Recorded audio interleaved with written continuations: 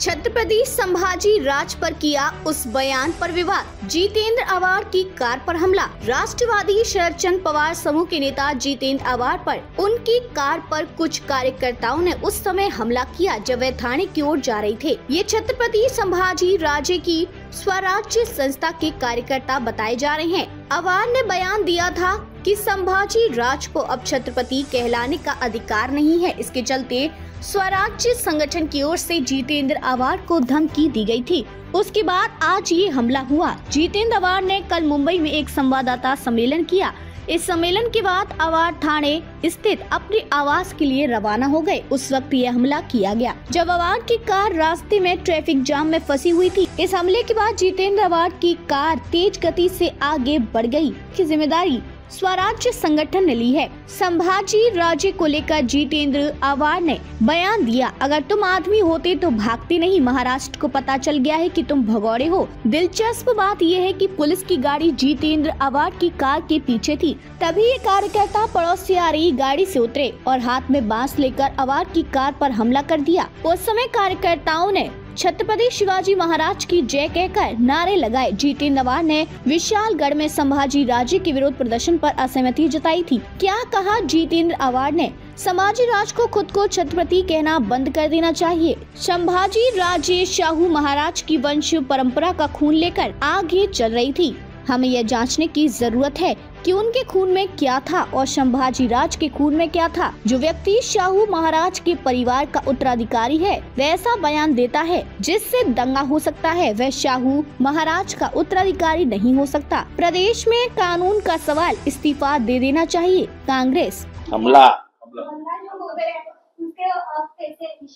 ठीक है, हमला होता है, ऐसी लड़ाई में होता ही रहेगा। एक जब हम विचार लेके चलते हैं तो लोग आपको गालियां भी देंगे, पत्थर भी मारेंगे, क्योंकि उनका काम ही उतना है, क्योंकि उनको विचार नहीं है। गांधी को मारने वाले के विचार नहीं है, गांधी के विचार आज भी जिंदा है। ये फैसिस्ट लोग ये इतना ही कर सकते हैं और कुछ नहीं कर सकते। समाज में द्वेष फैलाना, जाति में द्वेष फैलाना, यही इनका काम है और कुछ नहीं कर सकते। हमको दुख इस बात का है कि जिस घर से वो आते हैं वो घर ने महाराष्ट्र के को एक सामाजिक दिशा दी है। ये देश किसके लिए, ये महाराष्ट्र किसके लिए पहचाना जाता है? शिव फुले शाहू अंबेडकर। फुले और शाहू को नजर में रख के पूरा भारत का संविधान बनाया है। तो शाहू के विचार संविधान में है। उस शाहू के परंपरा का ये आदमी है, वो दंगा करने के लिए मदद करता है, उसके कारण दंगा होता है। मुसलमानों को गाली देना बहुत आसान है, बहुत, पर ये कब तक चलेगा? और ऐसा गाड़ी पे पत्थर मार के कोई चुप नहीं बैठता। मेरी विचारों की लड़ाई है। मैं आज नहीं लड़ रहा, पिछले 35 सालों से लड़ रहा हूं। और ऐसा पत्थर मार के मेरी गाड़ी पे मेरे आवाज कोई नहीं चुप कर सकता। आवाज जोर से निकले और जोर से निकले।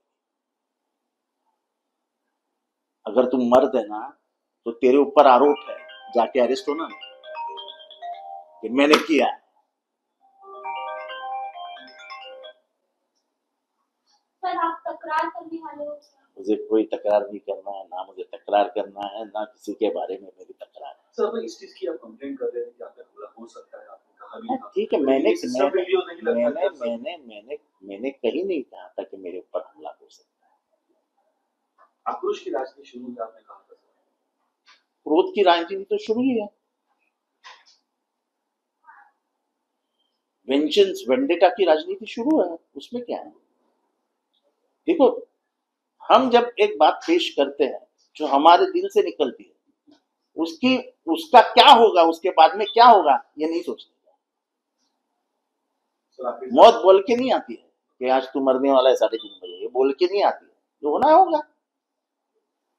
सर, आगे सवाल, आपकी इसके आगे की लड़ाई किस तरीके से आप करने वाले हैं? विचारों से। आज भी मैं विचारों की लड़ाई बोल रहा हूं कि इनके जो दादाजी थे वो महाराष्ट्र के आदर्श पुरुष है। हिंदू मुसलमान एकता, हिंदू दलित एकता, इसके लिए पूरी जिंदगी लड़ाई लड़ी उन्होंने। डॉक्टर बाबा साहेब अम्बेडकर को बनाया इस खानदान ने। इस खानदान में का लड़का अगर कोई दंगे में शामिल होता है, कोई दंगा भड़काता है, तो हम उसको कैसा सम्मान दें? उसके पिताजी खुद उसके ऊपर बोलते हैं, टीका करते हैं, उसको बोलते हैं कि ये हमारे खानदान से ही नहीं हो सकता। एक बाप अपने लड़के के ऊपर टीका बेदखल कर देता है, तो और क्या चाहिए?